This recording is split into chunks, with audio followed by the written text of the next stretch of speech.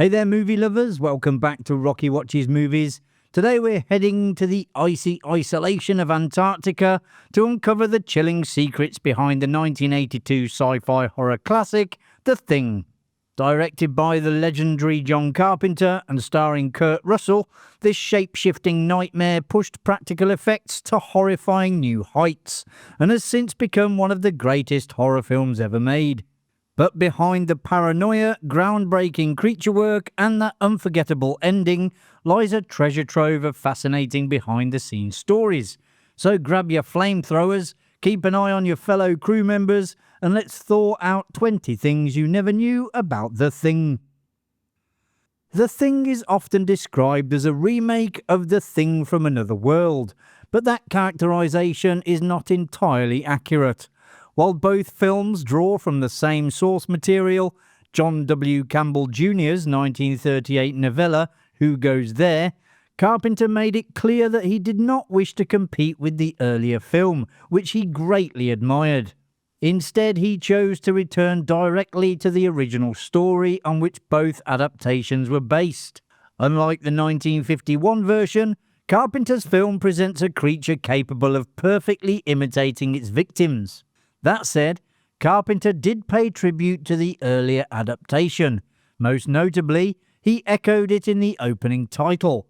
The logo appears to burn its way onto the screen, a striking effect achieved through an inventive practical technique. The title artwork was positioned behind a smoke-filled fish tank, and in front was a picture frame covered with a plastic bag. The bag was then set alight, creating the illusion that the film's title was blazing into view. There are some notable differences between John Carpenter's adaptation and the novella. The Norwegian scientists and their camp do not appear in the book, meaning the film's opening sequence with Macready's visit to the abandoned outpost were inventions for the screen. The novella features 37 American scientists, a number screenwriter Bill Lancaster streamlined to 12 for the film. Furthermore, in the original story, the blood test serves as the dramatic climax, rather than concluding the second act as it does in the film. The opening sequence might have unfolded very differently, as the script underwent significant revisions.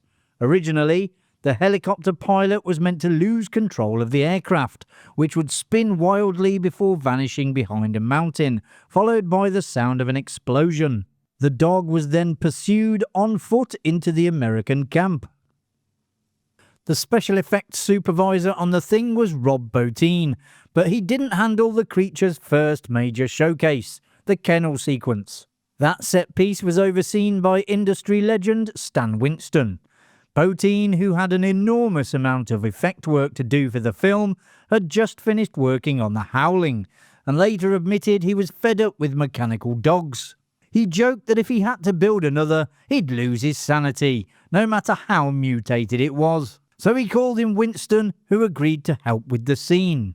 The dog featured in the sequence was essentially a puppet operated by a member of Winston's crew. The moments in which tentacles burst from the creature and coil around the other dogs were done with reverse photography.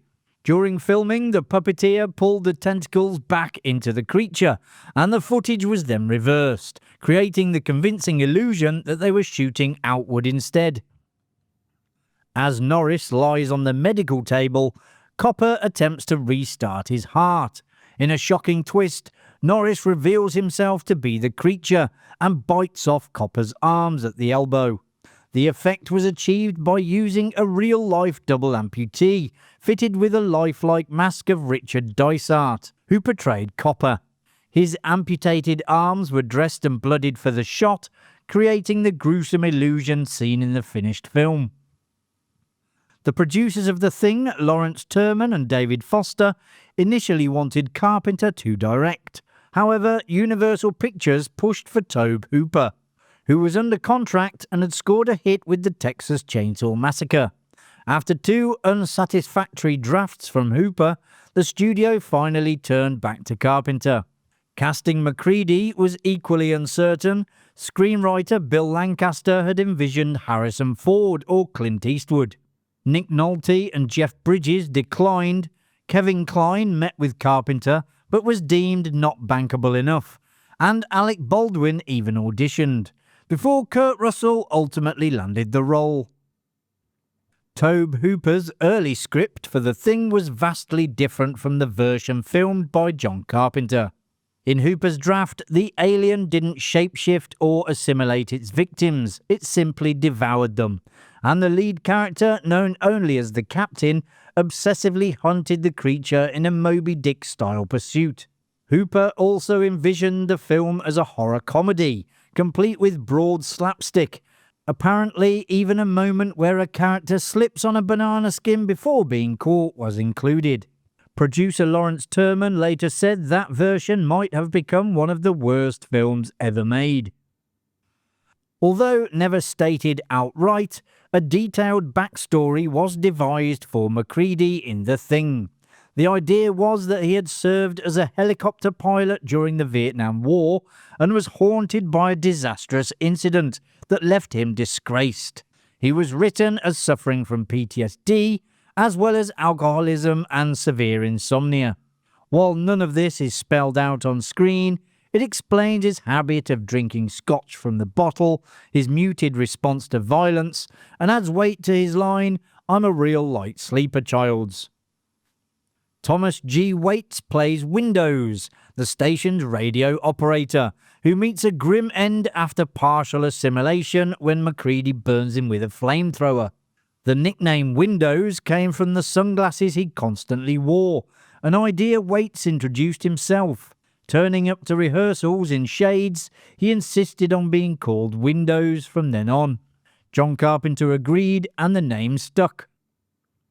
Carpenter and editor Todd Ramsey filmed and assembled an alternate ending that ultimately went unused. Ramsey was concerned that the film's bleak and ambiguous conclusion might not resonate well with test audiences, and he suggested that Carpenter prepare a fallback option. An additional scene was therefore shot in which MacReady, portrayed by Kurt Russell, is rescued and taken to a room where he undergoes a blood test to determine whether he has been assimilated. He passes the test, offering a more definitive resolution. To achieve the effect of the jumping blood, the special effects team constructed a single apparatus that incorporated a fake hand, through which the strand of creature blood could be forced upwards. Between shots, the film cuts from Kurt Russell's real hand holding the sample to the prosthetic one.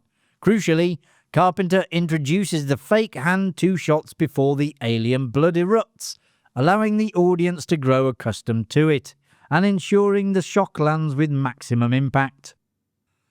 The end of the film sees MacReady confront the creature in a final showdown. For this sequence, an animatronic puppet was constructed, requiring a massive team of technicians to operate it. Originally, Carpenter had considered using stop-motion animation to depict the creature emerging from the ground and the dog coming out and chasing MacReady. Tests were produced, but after reviewing them, he felt his eye could detect the stop-motion effect, and it did not blend convincingly with the rest of the film's practical work. At the end of the film, Knowles vanishes, leading the audience to assume that he had been taken by the Thing. Originally, however, his death was meant to be shown on screen. Tentacles were to burst from his body, with one large appendage tearing through his chest and killing him. In the end, the effects work for the sequence was not completed in time. The ending of The Thing remains one of cinema's most debated. In his original script, Bill Lancaster wrote 2 alternatives. One where MacReady and Childs both transform into the Thing before each other, and another where they're rescued by helicopter, with MacReady joking about finding a hot meal, implying neither was assimilated. Carpenter insisted on ambiguity, and Kurt Russell suggested the final stare-down instead.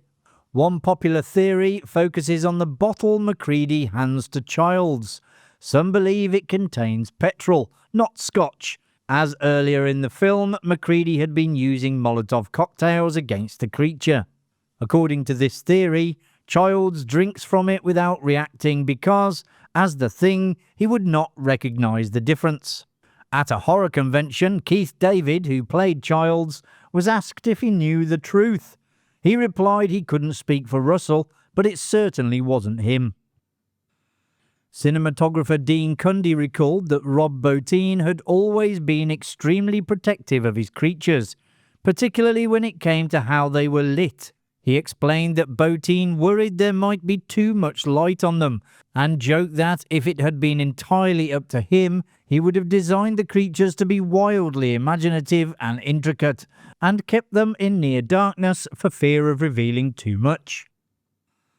The making of The Thing was, by all accounts, a physically grueling experience, particularly for Rob Bottin, who was just 22 years old at the time. By the end of production, Bottin had collapsed from exhaustion and was hospitalised, suffering from double pneumonia and a bleeding ulcer. During a scene near the end of the film, Russell threw a real stick of dynamite. The resulting explosion was far larger than Kurt Russell had anticipated. A careful viewing of the scene reveals Russell edging to the side and shielding himself from the force of the blast. The only female presence in the film comes from the women seen on a taped episode of Let's Make a Deal, MacReady's computer, and a blow-up doll that ultimately did not appear in the final cut. The computer's voice was in fact provided by actress Adrienne Barbeau, who was John Carpenter's wife at the time. There's an amusing story from the filming of the blood test sequence. After MacReady torches the Palmer Thing, along with the newly infected windows, Kurt Russell arrived on set the next day covered in bandages, claiming he'd been badly burned and couldn't continue. John Carpenter was reportedly horrified until Russell suddenly ripped off the bandages and let out a dramatic scream, revealing it was all a prank. Despite being regarded today as a science fiction and horror classic, The Thing was a significant disappointment upon its release in 1982. Produced on a budget of about $15 million, the film earned just under $20 million at the box office. Critical response was also lukewarm, but over time the film has become one of the classics. And there you have it, folks. You now know a little bit more about The Thing. If you enjoyed the video, which I presume you did as you got this far, hit that like button and subscribe so you don't miss any future videos coming to Rocky Watches Movies. Thanks for watching. I'll see you in the next one. Bye for now.